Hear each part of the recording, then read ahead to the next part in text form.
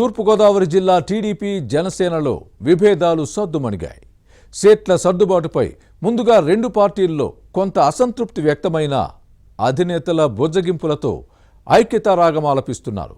ఇరు పార్టీల నేతల మధ్య సయోధ్య కుదరడంతో వైసీపీ నేతల వెన్నులో వణుకు పుడుతోందా?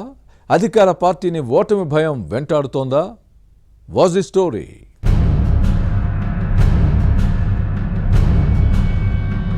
టీడీపీ జనసేన అభ్యర్థుల ప్రకటనతో తూర్పుగోదావరి జిల్లాలో రాజకీయాలు వేడెక్కుతున్నాయి. సీట్ల కేటాయింపులతో అసంతృప్తికి గురైన నేతలను రెండు పార్టీల అధినేతలు చంద్రబాబు, పవన్ కళ్యాణ్ బుజ్జగించడంతో పరిస్థితి చక్కబడుతోంది. దీంతో కూటమి కేడర్ ఐక్యతతో ముందుకు సాగుతోంది. విభేదాలను విడనాడి ఐక్యతారాగం ఆలపించడంతో వైసీపీ నేతలు వణికిపోతున్నారనే టాక్ నడుస్తోంది. కొన్ని చోట్ల అసంతృప్త నేతలను తమ పార్టీలోకి ఆహ్వానించేందుకు ఫ్యాన్ పార్టీ చేసిన ప్రయత్నాలు ఫలించలేదు. దీంతో తమ వ్యూహం బెడిసికొట్టిందని టెన్షన్ పడుతోంది. అధికార పార్టీ నేతలను ఓటమి భయం వెంటాడుతోందనే ప్రచారం జరుగుతోంది.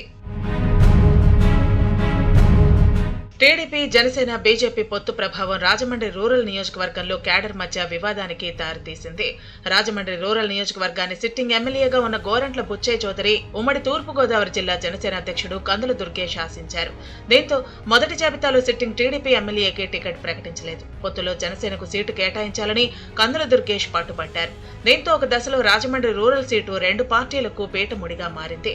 దీనిపై ఏ విధంగా వ్యవహరించాలని ఇరు పార్టీల పెద్దలు చర్చించారు. రాజమండ్రి రూరల్ స్థానం కోసం టీడీపీ పట్టుబట్టంతో జనసేనకు నిడదవోలు సీటు కేటాయించారు. కందుల దుర్గేష్ ను ఈ స్థానం నుంచి పోటీ చేయాలని జనసేనాని ఆదేశించారు. కానీ ముందుగా అక్కడకు వెళ్లేందుకు ఇష్టపడలేదు. కేడర్లోనూ అసంతృప్తి వ్యక్తమైంది.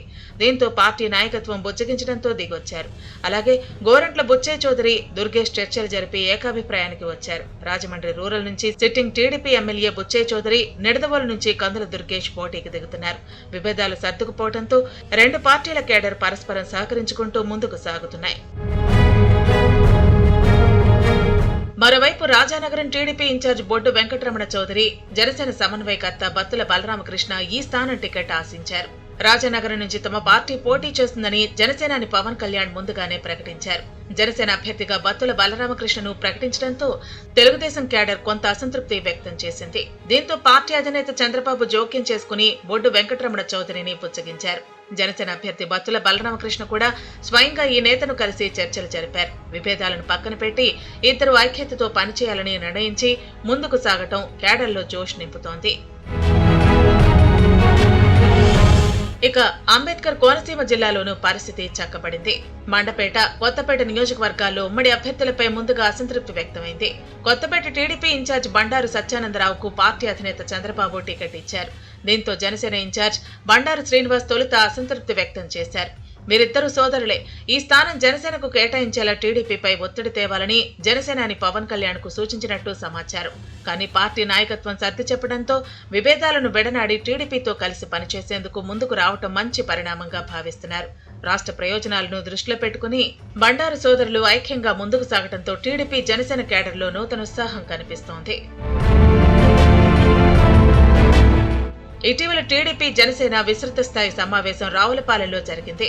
అన్నదమ్ములు ఒకే వేదికపై చేతులు కలపడంతో రెండు పార్టీల కేడర్లో జోష్ నింపింది. దీంతో కొత్తపేట వైసీపీ శ్రేణుల్లో వణుకు పుడుతోందనే టాక్ నడుస్తోంది.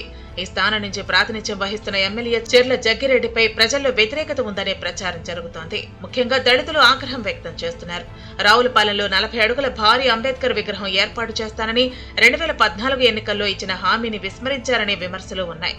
అలాగే దళితులపై కేసులు పెట్టించారన్న ఆరోపణలు వచ్చాయి.